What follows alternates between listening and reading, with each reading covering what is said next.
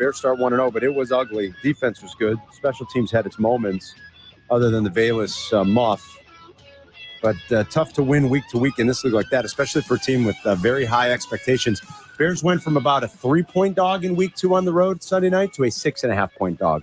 Now, maybe that's a great overreaction, and maybe Vegas Sharps will already look at that and kind of hop on and back the Bears. We'll talk to Todd Furman later in the week. It's deserved. Yeah, when that line opened over the summer, it was Bears +3 in most places. Now you're looking at Bears +6.5. And you're in the no man's land, aren't you there? When you're from 4 to 6.5, isn't that like a no man's land? Kind of. What's the difference, 4 and 6.5? It really doesn't. Not a lot of games fall in that. Jurko's right. Not a lot of games fall in that range. There's not a lot of 5-point games. No, there are not. Right? So you really kind of fell in just under 7. Yeah. So you really haven't really. It's not much of anything to me that they ended up being 6.5-point dogs. Everybody saw what they saw. You're right. Everybody saw what they saw. And Houston won on the road in the division in week 1. Thank you. So you're right. They went on the road. They played the Texans. They didn't cover. They played the Colts. They didn't cover. They didn't cover. My play of the week. Odds couple best play as well. Cha-ching, cha-ching. 2.5. Although I did give out a loser on Saturday. I apologize. You lost the juice on my picks. Did you lose Notre Dame? No, I lost. Shame on me. I backed Michigan this weekend. That looked foolish when it was all said and done. Yeah, wow. That was bad. I'll get Texas to that in a little bit. And just did a little bit of an ass-kicking there. Wow. Absolutely, yeah. And your guy Harbaugh, and I had the under with the Chargers. Harbaugh goes out, and they find a way to win. I got a thought on that game week. You got nothing but thoughts, kid. I know. You host a radio show. Week 1. You should have those thoughts. Real quick, before we get, I want to give you 2 final stats. I'll give you the grades. We'll take some calls. I just want to play the Zeberflus again. This was a little surprising to hear. Rome Odunze finished the game. Now, Black and Abdallah were there. I didn't notice this on TV. They said they remember seeing Rome limping after what he appeared to get run up on a run play, on a blocking play. Is that right, guys? Late in the game? It was a play that was to the outside of the numbers, and he got rolled up on. And after he got up, he was looking at his knee, and he kind of made his way back to the huddle, and the offense was moving quickly. So he got in line for the next play, but you could tell that he was laboring, nursing the knee, but then he finished the game. He did, and he met the media. So that's usually a good sign that a player's not dealing with a significant injury. But this, I think, got all of our spidey senses going a little bit. We just played this 20 minutes ago when Matt Eberflus met the media. Here was this update. Listen to this Q&A. It starts with the Q&A about the health of Keenan Allen and DJ Moore, who both had to go. Well, DJ for sure. I think both had to duck into the medical tent at one point yesterday. Take a listen to this. What happened to DJ and Keenan during the game? Both of them were out for different stretches with injuries. Yeah, they just get, whatever that might be during the course of the game. It could be a little tweak here, a little thing here. And they might leave it for a play or two and then just come back. Either of them, is that a concern this week? It's not. The only really concern we have is Rome. Rome's knee. So we'll have to see where that is. And he's getting an MRI today. And we'll see where it goes from there. And then I'll be able to let you know more on Wednesday. That will be one of the most significant updates come Wednesday when it's a back-to-work Wednesday, ladies and gentlemen, right there. The concern is Rome and his knee. He's getting an MRI today. Don't like hearing the head coach say that. A couple quick things. Since 2000, teams that trail, these are from stats from ESPN Stats and Info. I gave you the one. Bears are the first team in the history of the league. What are there, about 20,000 games in the history of the league? I don't know, 25,000 games. Bears are the first team in the history of the NFL to win a game in which they trailed by 17-plus points and failed to gain 150 yards of offense. You got that, folks? They're the first team to ever do it. They've been playing football professionally for over 100 years. Since 2000, teams that trailed by 2 or more scores and failed to score an offensive touchdown the entire game had a winning percentage of 0.65%. That's not I'm not it's not 65%. Right, I'm not I've moved the decimal for you folks. 0.65%. Which means it's 2 and 306. Correct. 2 and 306. 10,000. Yes, correct. It is the winning percentage of those teams the last 25 years was 0.65. When we tell you that's an impossible game to win, that's a near impossible game to win. And the Bears found a way. And luckily. And they won by 7, and they covered. And they covered. How about that? They covered. What a kick in the balls if you had the Titans plus the points. That's maybe the most amazing thing is that they covered. That's the thing. Joe's in Summit on ESPN 1000. What's up, Joe? Hey, what's going on, guys? So, Jurk, I said shut up at the same time when Eberflus tried to dodge the right tackle question. But right guard. Yeah, right. Yeah, right card. My bad. I feel like I think even last year with the tight end, we have a hard time like scheming to get our tight ends involved. So I feel like it would be such a great opportunity, especially for a rookie quarterback to start the game with. I mean, such a big, easy target. I mean, we got two pretty serviceable tight ends. I know. One's mostly a block. One's mostly a sole blocker anyway. And I Mercedes can't remember Lewis. his name right Mercedes now. Lewis I'm drawing is who you're thinking. Yeah, Lewis.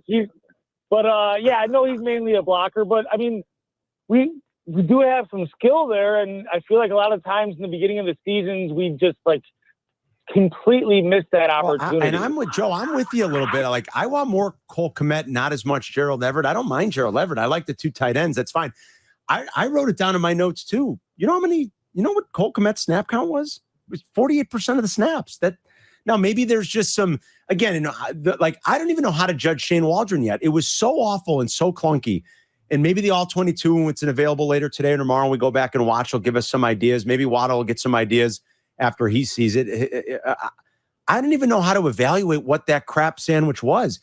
Why was Cole Kmet on the field for less than 50% of the snaps? Cole Kmet the last couple of years has played 80% of their offensive snaps, Yerk. He had 48. I don't know. There's so much I don't know about what we watched yesterday. Well, isn't there a history or familiarity between Everett and between Waldron? Absolutely. What do you think? 100%. He's an offensive coordinator that's accustomed to having a guy that he's comfortable with.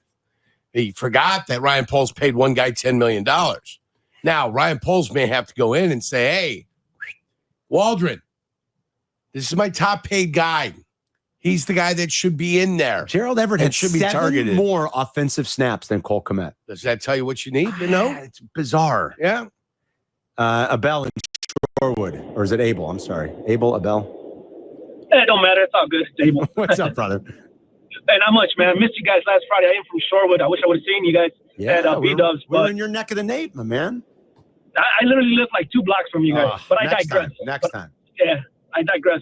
You know, like Jurko said, continuity.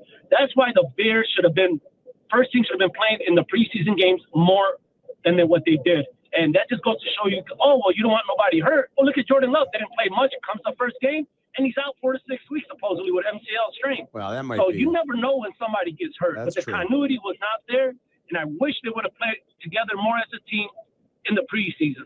Thank you, Abel. Whether Love played more or not, I mean, I don't know. When it comes to stuff like that, it probably doesn't matter. Look, guys are going to get hurt, and that was an awkward play. That's just. So what did the Bears do good? This is what the Bears did. The Bears do well. What did the Bears do? I like do good. This is what the Bears do good. Now, so what did the Bears do well? This is what they did well. They knew they had problems rushing the passer, and at the end of it all, they started making trades to get pass rushers in here. And what'd they do? Darrell Taylor. The guy was coming off the corner. Yeah. He did look good. Yes, he did. Let's hope it continues on the rest of the year. I don't think he's going to end with 34 sacks over the course of his season. But they did that well. Yeah. They identified they had a problem. They went out and they kind of addressed it. Did Dexter look better? Yeah, I think so. Dexter looked better. Billingsley, my guy. Billings. The little pit bull in the middle. Billingsley, right? Legitimate guy. You got a contract at the end of the year for a reason because he is stout and he is powerful in the middle. What didn't they do well? At some point over the course of time, they widened themselves out as a defense for no reason. I don't know why their defensive ends were lining up so far outside. We see that a lot. And then they stacked 2 tight ends over on one side, and they ran a counter roll play, and it was hat on hat, nobody won, and guess where Tony Pollard went? He went to the end zone. Right to the end zone. He went to the end zone. Why do they do that? Like, There's no reason. It's not even to. a 5 technique, is it, Yerk? It seems like it's even bumped out. It's the silly wide 9. The wide 9 thing. Yeah. But you got 4 guys way out wide, creating natural holes for yourselves. If you notice at the end of the game when they get, when they tighten things up in the second half, you didn't see any of that silliness. You can't create natural chasms in your own defense with alignment. And that was a mistake they had made. Fortunately, at halftime, they realized it. And they said, let's get back in tighter. Are D linemen doing that sometimes in a known pass rush situation? Because it just gives them what's the advantage? Or what's the angle? Or gives them more time to. There's a point that you get out there that you're too far. You've just gone too far. You want to create yourself a little bit of an angle. Hey, Savannah. There's Savannah. You want to create my little niche. Yes. You want to create an angle for yourself. Right. But there comes a point in time it's the law of diminishing You're returns. taking it out. When you get way to hell out there, you've done nothing for yourself, but you're taking longer to get there. Right. Perfect point was yesterday. The guy on the right side was lined up so far out there. The defensive tackle went up and cleared with an outside rush.